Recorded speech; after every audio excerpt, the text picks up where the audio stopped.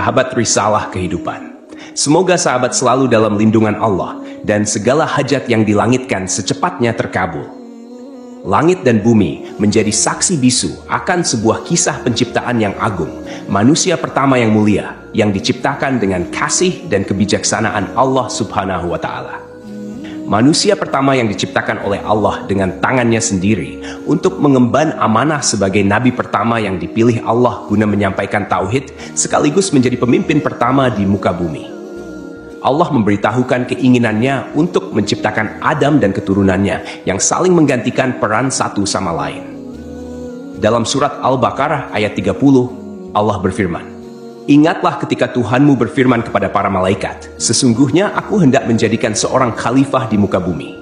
Mereka berkata, "Mengapa engkau hendak menjadikan khalifah di bumi itu orang yang akan membuat kerusakan padanya dan menumpahkan darah? Padahal kami senantiasa bertasbih dengan memuji engkau dan mensucikan engkau." Tuhan berfirman, "Sesungguhnya aku mengetahui apa yang tidak kamu ketahui." Para malaikat bertanya untuk mencari tahu dan mengungkap hikmah di balik penciptaan Adam dan keturunannya. Bukan untuk membantah, menghina, atau mendengki terhadap keturunan Adam seperti yang dipahami oleh sebagian mufasir. Mereka berkata, "Apakah engkau hendak menjadikan orang yang merusak dan menumpahkan darah di sana?" Sebelum saya melanjutkan, mohon tonton video ini sampai selesai agar tidak ada kesalahpahaman dalam memahami isi cerita.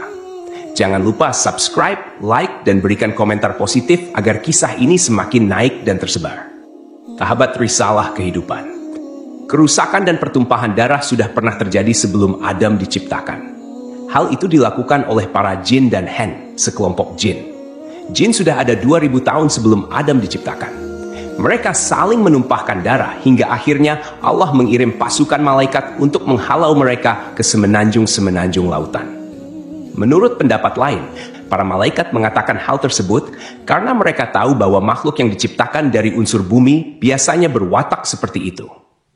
Namun Allah menjawab pertanyaan para malaikat, "Aku mengetahui apa yang tidak kamu ketahui," yakni mengetahui maslahat besar di balik penciptaan manusia yang tidak mereka ketahui.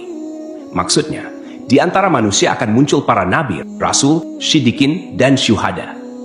Allah menjelaskan sisi kemuliaan Adam terkait ilmu yang melebihi malaikat. Dan dia ajarkan kepada Adam nama-nama benda semuanya. Allah menciptakan Adam dengan tangannya sendiri sebagai bentuk penghormatan kepadanya. Dia menciptakan Adam dari tanah liat kering, dari lumpur hitam yang diberi bentuk. Kemudian meniupkan ruh ciptaannya pada Adam. Ketika ruh ditiupkan, Adam bersin dan mengucapkan, "Alhamdulillah," memuji Allah atas izinnya. Allah kemudian menjawab, "Semoga Rabbmu merahmatimu. Hampirilah segolongan malaikat yang sedang duduk, lalu ucapkan salam kepada mereka." Adam kemudian mengucapkan, "Assalamualaikum." Para malaikat menjawab, "Waalaikumsalam warahmatullah." Setelah itu, Adam kembali menghadap Rabbnya. Allah berfirman, "Itulah ucapan salammu dan ucapan salam antara kamu dan mereka." Lalu Allah berfirman dengan kedua tangannya menggenggam, "Pilihlah mana saja yang kau kehendaki." Adam berkata, "Aku memilih tangan kanan Rabbku." Kedua tangan Allah adalah kanan dan penuh berkah. Setelah itu, Allah membuka kedua telapak tangannya. Di dalamnya ada Adam dan seluruh keturunannya. Adam bertanya, "Ya Rabb, siapa mereka?" Allah menjawab, "Mereka adalah keturunanmu." Usia masing-masing keturunan Adam tertulis di antara kedua mata mereka. Di antara mereka ada seorang yang memiliki cahaya paling terang, tetapi usianya hanya 40 tahun. Adam bertanya, "Ya Rabb, siapa dia?" Allah menjawab, "Dia anakmu, Daud." Allah menetapkan usianya 40 tahun. Nabi Adam alaihissalam berkata, "Ya Rabb, tambahkan usianya." Allah menjawab, "Itu sudah ditetapkan untuknya." Nabi Adam alaihissalam berkata, "Aku tambahkan 60 tahun dari usiaku." "Baik, silakan kau tinggal di surga," jawab Allah. Nabi Adam alaihissalam kemudian tinggal di surga selama yang dikehendaki Allah. Nabi Adam alaihissalam selalu menghitung usianya. Suatu ketika, malaikat maut datang. Nabi Adam alaihissalam berkata kepadanya, "Kau terburu-buru. Allah menetapkan usiaku 1000 tahun." Malaikat menjawab, "Betul, tapi 60 tahun diantaranya sudah kau berikan untuk anakmu Daud." Nabi Adam alaihissalam mengingkari hingga keturunannya memiliki sifat ingkar. Nabi Adam alaihissalam lupa hingga keturunannya pun memiliki sifat lupa. Sejak saat itu diperintahkan untuk membuat catatan dan menghadirkan sejumlah saksi. Nabi Adam alaihissalam diciptakan dari tanah yang diambil dari berbagai hamparan bumi. Warna-warni tanah tersebut menjadi alasan mengapa keturunan Nabi Adam alaihissalam lahir dengan beragam warna kulit hingga saat ini. Variasi ini mencerminkan kebesaran Allah Subhanahu wa Ta'ala dalam menciptakan keanekaragaman manusia. Tinggi Nabi Adam alaihissalam 60 hasta atau sekitar 27,43 meter yang sering dibulatkan menjadi 30 meter dengan lebar 7 hasta. Hal ini sejalan dengan penelitian yang dimuat dalam jurnal Hamadaha Yisrael Beanglit Favorite yang menyatakan tinggi rata-rata manusia zaman dahulu 90 kaki atau sekitar 27,43 meter. Namun, ukuran tubuh manusia terus mengalami penyusutan secara bertahap hingga saat ini. Tentunya, Allah Subhanahu wa Ta'ala memiliki alasan terbaik terkait penyusutan tubuh manusia, karena rencananya selalu yang paling hebat. Meskipun manusia saat ini tidak memiliki postur tubuh setinggi Nabi Adam alaihissalam, Rasulullah Shallallahu alaihi wasallam menyampaikan kabar bahwa penghuni surga nantinya akan memiliki postur tubuh seperti nenek moyang mereka, yaitu Nabi Adam alaihissalam. Rasulullah Shallallahu alaihi wasallam bersabda, "Sesungguhnya tinggi badan para penghuni surga ketika mereka memasuki surga adalah 60 hasta, seperti pohon kurma yang tinggi. Mereka makan buah-buahan di surga sambil berdiri." Hadis riwayat Abu Naim. Allah juga mengajarkan kepada Nabi Adam alaihissalam nama-nama benda yang diketahui manusia. Mulai dari manusia, hewan, bumi hana, lautan, gunung, unta, keledai, dan nama-nama benda lainnya. Allah juga mengajarkan tentang lembaran, takdir, dan lainnya. Allah mengingatkan hal ini dalam surat Syad ayat 71-78. Ingatlah ketika Rabbmu berfirman kepada malaikat, "Sesungguhnya aku akan menciptakan manusia dari tanah. Kemudian apabila telah aku sempurnakan kejadiannya dan aku tiupkan ruh ciptaanku kepadanya, maka tunduklah kamu dengan bersujud kepadanya." Lalu para malaikat itu bersujud semuanya, kecuali iblis. Ia menyombongkan diri dan ia termasuk golongan yang kafir. Allah berfirman, "Wahai iblis, apakah yang menghalangi kamu sujud kepada yang telah aku ciptakan dengan kekuasaanku? Apakah kamu menyombongkan diri atau kamu merasa termasuk golongan yang lebih tinggi?" Iblis berkata, "Aku lebih baik daripadanya, karena engkau ciptakan aku dari api, sedangkan dia engkau ciptakan dari tanah." Iblis memberikan alasan yang sama sekali tidak berguna, bahkan alasannya itu lebih besar dosanya dibanding perbuatannya. Allah menjawab, "Kalau begitu, keluarlah kamu dari surga. Sesungguhnya kamu adalah makhluk yang terkutuk, dan sungguh kutukanku tetap atasmu sampai hari pembalasan." Iblis berkata, "Ya Tuhanku, tangguhkanlah aku sampai pada hari mereka dibangkitkan." Allah menjawab, "Maka sesungguhnya kamu termasuk golongan yang diberi penangguhan sampai pada hari yang telah ditentukan waktunya, yakni hari kiamat." Iblis berkata, "Demi kemuliaanmu, pasti aku akan menyesatkan mereka semuanya, kecuali hamba-hambamu yang terpilih di antara mereka." Allah berfirman, "Maka yang benar adalah sumpahku. Dan hanya kebenaran itulah yang aku katakan.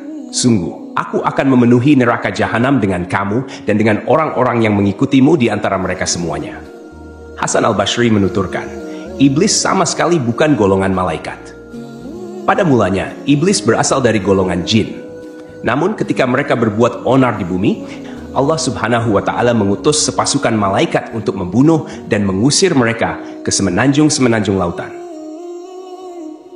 Iblis termasuk di antara jin yang ditawan, kemudian dibawa naik ke langit dan singgah di sana. Saat para malaikat diperintahkan untuk bersujud, iblis enggan menuruti perintah itu. Ibnu Mas'ud menyatakan, iblis pada mulanya adalah pemimpin para malaikat di langit paling bawah. Ibnu Abbas menambahkan, namanya Azazil. Riwayat lain menyebutkan, namanya Harits. Ada juga yang menyatakan bahwa iblis berasal dari salah satu golongan malaikat bernama jin, yang bertugas menjaga surga. Ia termasuk yang paling mulia, paling banyak ilmu dan ibadah di antara mereka, serta memiliki 4 sayap. Namun, kemudian Allah Subhanahu wa Ta'ala mengubah wujudnya menjadi setan yang terkutuk. Iblis turun dan keluar meninggalkan kedudukan mulia yang ia raih karena ibadahnya, bahkan menyamai tingkatan para malaikat dalam ketaatan dan ibadah. Semua kemuliaan itu tercabut dan lenyap karena kesombongan, kedengkian, dan penolakannya terhadap perintah Rabb. Akhirnya, ia diturunkan ke bumi dalam keadaan hina dan terusir.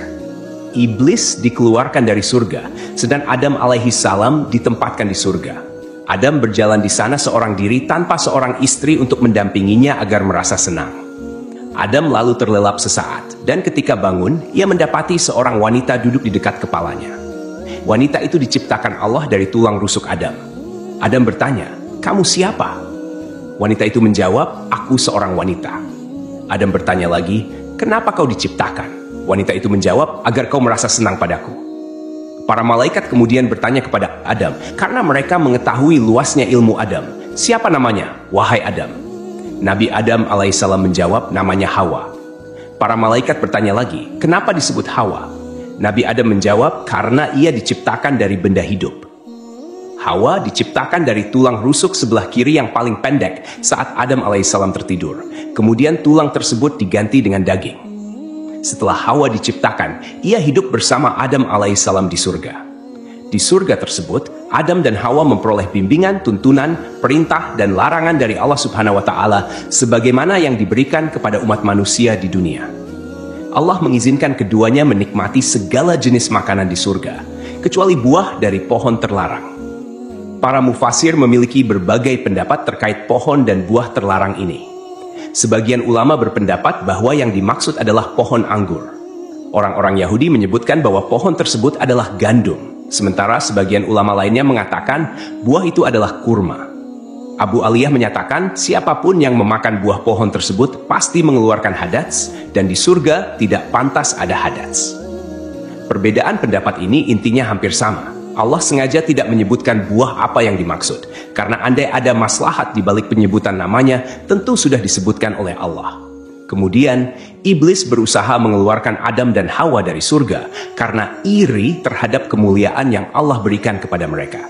Iblis memang dilarang masuk surga dengan cara baik-baik, tetapi ia menyusup ke dalamnya dengan cara yang hina. Dalam tafsir Al-Qurtubi, disebutkan bahwa iblis masuk ke dalam surga melalui mulut seekor ular. Setelah iblis menawarkan diri kepada semua binatang, tidak ada yang bersedia membantunya masuk surga, hingga seekor ular setuju membawanya. Ular itu memasukkan iblis ke dalam perutnya, lalu masuk ke surga. Ketika ular itu keluar, iblis pun keluar dari dalam perutnya, kemudian menuju pohon larangan bagi Adam dan Hawa. Dengan tipu daya, bujuk rayu, dan bisikan jahat, iblis berkata kepada Adam, "Wahai Adam, maukah aku tunjukkan kepadamu sebuah pohon yang jika kau makan buahnya, kau akan kekal dalam kenikmatan yang kau rasakan, dan kau akan tetap berada dalam kerajaan yang tiada akan pernah lenyap? Rabbmu hanya melarang kamu berdua mendekati pohon ini dan makan buahnya, agar kalian tidak menjadi seperti malaikat yang kekal." Artinya, jika kalian berdua memakan buah itu, kalian akan menjadi malaikat atau kekal selamanya di surga. Setan bersumpah kepada keduanya, "Sesungguhnya aku ini benar-benar termasuk para penasihatmu." Setan membujuk mereka dengan tipu daya. Ia pertama kali mempengaruhi Hawa. Ia membawa pohon itu ke hadapan Hawa seraya berkata, "Lihatlah pohon ini, baunya harum, rasanya lezat, dan warnanya indah." Setan terus mempengaruhi Hawa, hingga Hawa akhirnya mengambil buah pohon itu dan memakannya. Hawa lebih dahulu memakan buah pohon tersebut, dan dialah yang menyebabkan Adam alaihissalam memakannya. Kata Hawa kepada Adam, "Makanlah, aku sudah makan." Maka Adam pun makan dari pohon itu. Ketika mereka mencicipi buah pohon tersebut, tampaklah aurat mereka. Saat itu kedua mata Adam dan Hawa terbuka, dan mereka menyadari bahwa mereka telanjang. Mereka pun segera mencari dedaunan pohon tin untuk menutupi aurat mereka. Melihat auratnya, Adam berlari di surga, hingga sebuah pohon mengait rambutnya. Adam mencabut rambutnya, lalu Allah Ar-Rahman memanggilnya, "Hai Adam, apa kau melarikan diri dariku?" Adam menjawab, "Ya Rabb, aku tidak melarikan diri darimu, tetapi aku malu." Jibril kemudian melepas tiara dari kepala Adam, dan Mikail melepas mahkota dari keningnya. Allah berfirman, "Bukankah aku telah melarang kamu dari pohon itu, dan aku telah mengatakan bahwa sesungguhnya setan adalah musuh yang nyata bagi kamu berdua?" Adam dan Hawa berkata, "Ya Rabb kami telah menzalimi diri kami sendiri." Setelah menyadari kesalahan mereka, Adam dan Hawa memohon pertaubatan kepada Allah. Allah menerima taubat mereka, namun tetap memberikan hukuman atas pelanggaran yang telah dilakukan. Keduanya dikeluarkan dari surga dan diturunkan ke bumi. Allah berfirman, "Turunlah kalian dari surga menuju bumi, dan kalian akan menjadi musuh satu sama lain. Kalian akan memiliki tempat tinggal di bumi sampai batas waktu tertentu. Al-A'raf. Ular yang membawa iblis ke dalam surga juga dilaknat. Kakinya dilenyapkan sehingga menjadi bagian dari perutnya dan dijadikan permusuhan antara ular dengan manusia. Karena itulah kita diperintahkan untuk membunuh ular. Rasulullah Shallallahu Alaihi Wasallam bersabda, hari terbaik yang matahari terbit pada hari itu adalah hari Jumat. Pada hari itu Adam diciptakan, pada hari itu ia dimasukkan ke surga, dan pada hari itu ia dikeluarkan darinya. Para ulama memiliki pendapat berbeda mengenai lokasi diturunkannya Adam dan Hawa di bumi.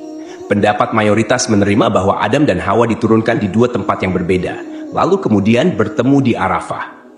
At-Tabari, At-Tabrani, Abu Nuaim, dan Ibnu Asakir meriwayatkan bahwa Adam alaihissalam diturunkan ke bumi di India. Pendapat ini berdasarkan hadis dari Abdullah bin Umar dan Abdullah bin Abbas. Sementara itu, menurut pendapat ini, Hawa diturunkan di Jeddah.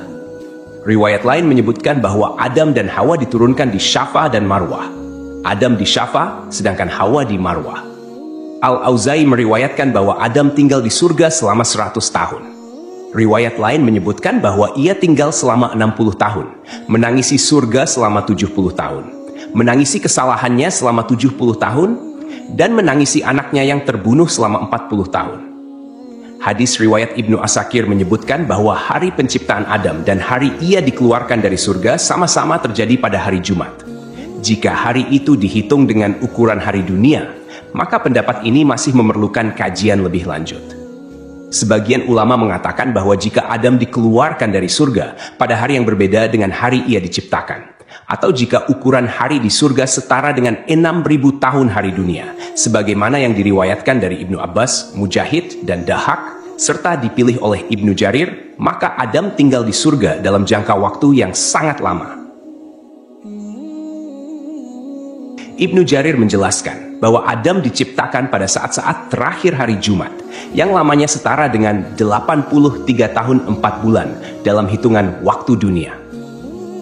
Karena pada saat Adam masih berbentuk tanah yang berwujud dan ruh belum ditiupkan, ia bertahan selama 40 tahun dalam kondisi seperti itu. Selanjutnya, Adam berada di surga sebelum diturunkan dari sana selama 43 tahun. Wallahu alam. Allah menurunkan Adam dari surga ke bumi dan mengajarkan segala kerajinan padanya. Allah membekali Adam dengan buah surga, hanya saja buah-buahan dunia berubah, sementara buah-buahan surga tidak berubah. Allah berfirman, "Wahai Adam, sungguh aku memiliki tanah haram tepat sejajar dengan arsiku, maka pergilah lalu bangunkan sebuah rumah untukku di sana, lalu kelilingilah rumah itu seperti para malaikat mengelilingi arsiku."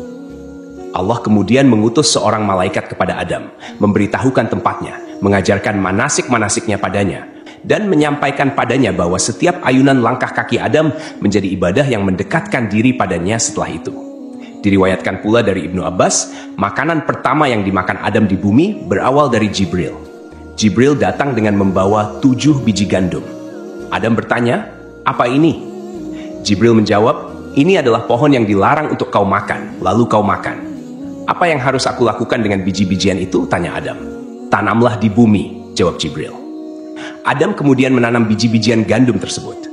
Berat setiap bijinya lebih dari berat 100.000 biji gandum dunia. Gandum kemudian tumbuh. Adam lalu memanennya. Setelah itu Adam memisahkan kulit dan isi biji-biji gandum, kemudian menampi. Setelah itu ia tumbuk, membuat adonan, dan ia jadikan roti. Setelah melalui jerih payah yang cukup melelahkan, Adam memakannya. Pakaian pertama Adam dan Hawa berasal dari bulu domba. Adam menggerus bulu-bulu domba, lalu ia tenun dan dibuat jubah untuk ia kenakan, serta baju panjang dan kerudung untuk Hawa. Setelah bertemu dan kembali menjalani kehidupan berdua sebagai pasangan suami istri, mereka dikaruniai keturunan.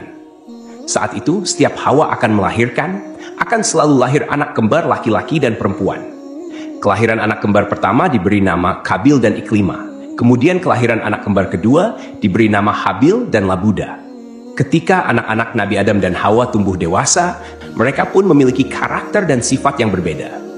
Kabil mempunyai sifat yang keras, sedangkan Habil mempunyai sifat yang lebih lemah lembut dan sabar. Kemudian, anak perempuan Iklima menjadi remaja yang memiliki paras yang cantik, sementara Labuda biasa-biasa saja. Seiring bertambahnya usia, mereka mulai tertarik pada lawan jenis. Hingga Allah menurunkan kepada Nabi Adam dan Hawa bahwa keempat anaknya harus dinikahkan sesuai aturan yang tidak memperbolehkan pernikahan dengan anak kembar. Dengan kata lain, Qabil tidak bisa menikah dengan Iklimah. Begitupun Habil yang tidak bisa menikahi Labuda. Setelah Nabi Adam menyampaikan aturan pernikahan kepada saudara kembarnya, ternyata Qabil menolak dan ingin menikahi Iklimah. Qabil tak segan melontarkan kata-kata yang kurang pantas kepada ayahnya dan mengatakan, "Saya lebih berhak untuk Iklimah dan Habil pun lebih berhak dengan saudari perempuan sekandungnya." Ketentuan ini bukan dari Allah, tapi hanya akal-akalanmu saja. Demikianlah Qabil berteriak dengan marah. Untuk menyelesaikan perselisihan antara anak laki-lakinya sendiri, Nabi Adam mengajukan solusi, yaitu Qabil dan Habil harus berkurban. Kurban yang diterima di sisi Allah akan menentukan siapa yang berhak menikahi Iklimah. Setelah itu, Adam pergi untuk menunaikan ibadah haji ke Mekkah dan menitipkan anak-anaknya kepada langit. Kemudian Adam berkata kepada langit, "Jagalah anak-anakku sebagai amanat." Namun, langit enggan menerima permintaannya itu. Adam kemudian menitipkan anak-anaknya kepada bumi dan gunung, tetapi mereka semua menolak. Qabil justru menerima permintaan ayahnya untuk menjaga saudara-saudaranya. Maka Adam berkata kepada Qabil, "Ya, pergilah engkau. Kelak bila engkau kembali, engkau akan menjumpai keluargamu seperti yang engkau sukai." Setelah Adam berangkat, mereka berdua melakukan kurban. Qabil, seorang petani sombong, menyiapkan seikat gandum dengan kualitas yang jelek. Sedangkan Habil, seorang peternak, menyiapkan seekor kambing gemuk untuk dikorbankan. Kurban keduanya disimpan di tengah lapangan. Dan tak lama kemudian, Allah menurunkan api yang memakan kurban Habil, sementara kurban milik Qabil dibiarkan. Artinya, Allah menerima kurban Habil dan Habil diperbolehkan menikah dengan Iklimah. Suatu malam, Habil tidak kunjung pulang mengembala kambing. Adam kemudian mengutus Qabil untuk melihat apa yang membuatnya terlambat pulang. Setelah mencari-cari, Qabil bertemu Habil. Qabil berkata pada Habil, "Kurbanmu diterima sementara kurbanku tidak."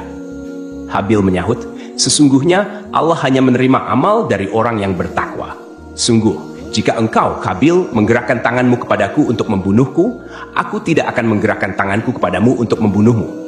Aku takut kepada Allah, Rabb seluruh alam." Habil sebenarnya lebih kuat dari Qabil, namun rasa berdosa mencegah Habil menggerakkan tangannya untuk membalas perlakuan serupa yang akan dilakukan saudaranya. "Sesungguhnya, aku ingin agar engkau kembali dengan dosa, membunuhku dan dosamu sendiri. Maka engkau akan menjadi penghuni neraka," ujar Habil. Qabil marah saat itu dan memukulkan benda tumpul yang ia bawa hingga Habil meninggal dunia. Peristiwa itu menjadi pembunuhan pertama di bumi. Kemudian, iblis segera datang menemui Hawa dan berkata, "Hai Hawa, sesungguhnya Qabil telah membunuh Habil." Maka Hawa berkata kepadanya, "Celakalah kamu, apakah yang dimaksud dengan terbunuh itu?" Iblis menjawab, "Tidak makan, tidak minum, dan tidak bergerak." Hawa menjawab, "Kalau demikian, itu artinya mati." Iblis berkata, "Memang itulah mati." Maka Hawa menjerit hingga Adam masuk menemuinya, dan ia masih dalam keadaan menangis dan menjerit. Lalu Adam mengulangi lagi pertanyaannya, dan Hawa masih tidak menjawab. Maka Adam berkata, "Mulai sekarang kamu dan semua anak perempuanmu menjerit, dan aku serta semua anak lelakiku berlepas diri dari perbuatan itu." Karena ketakutan dan bingung, Qabil tidak tahu bagaimana cara menyembunyikan Habil yang sudah mati dan tidak hidup lagi. Qabil berusaha membuang ke laut, tetapi ombak mendorong tubuh Habil hingga ke tepian. Akhirnya, Qabil memohon ampun kepada Allah dan bertaubat atas segala perbuatannya. Sampai akhirnya, Qabil melihat seekor burung gagak di atas pohon dan seekor burung gagak mati. Burung gagak yang masih hidup membawa burung gagak yang mati itu ke tanah. Burung gagak itu kemudian membuat lubang di tanah dan mendorong gagak yang mati itu ke dalam tanah. Qabil akhirnya paham dan meniru cara burung gagak itu. Mengenai lokasi terbunuhnya Habil, menurut keterangan beberapa ulama, tempat tersebut berada di kawasan pegunungan Kasyun. Sebelah utara Damaskus terdapat sebuah gua bernama Gua Dam. Gua ini dikenal sebagai tempat Qabil membunuh saudaranya, Habil. Mendengar kabar bahwa salah satu putranya telah meninggal, Nabi Adam pun dirundung kesedihan yang amat dalam. Selama setahun, dia tidak tertawa dan tidak bergaul dengan Hawa. Maka Allah berkata kepadanya, "Hai Adam, sampai kapan tangisan dan kesedihan ini? Sesungguhnya aku akan memberikan pengganti dari anak itu untukmu dengan anak terpercaya dan akan menjadi nabi." Allah menghapus laranya dengan menganugerahkan Nabi Adam dan Hawa seorang putra yang lahir tanpa saudara kembar bernama Siyets, artinya karunia dari Allah. Kelak, Allah mengutusnya menjadi nabi kedua setelah kematian Nabi Adam. Dikisahkan, sebelum akhir hayatnya, Nabi Adam meminta putranya untuk membawakan buah dari surga. Adam menginginkan setandan buah anggur surga. Anak-anakannya kemudian mencarikan buah anggur untuknya, dan mereka berpapasan dengan para malaikat. Para malaikat bertanya, "Kalian hendak kemana, anak-anak Adam?" Mereka menjawab, "Ayah kami menginginkan setandan buah anggur surga." Malaikat berkata kepada mereka, "Kembalilah kalian, karena ayah kalian tidak lama lagi akan meninggal dunia. Kalian sudah tidak perlu lagi mencari buah itu." Lalu para malaikat mencabut nyawa Adam, memandikan, memberi kamper, dan mengafani jenazahnya. Jibril menyalatkan jenazahnya, dan para malaikat salat di belakangnya. Setelah itu, mereka mengubur jenazah Adam. Para malaikat selanjutnya berkata, "Inilah syariat kalian dalam mengurus jenazah." Kemudian sebelum pergi, dia berpesan agar kematian Adam menjadi pelajaran bagi umat.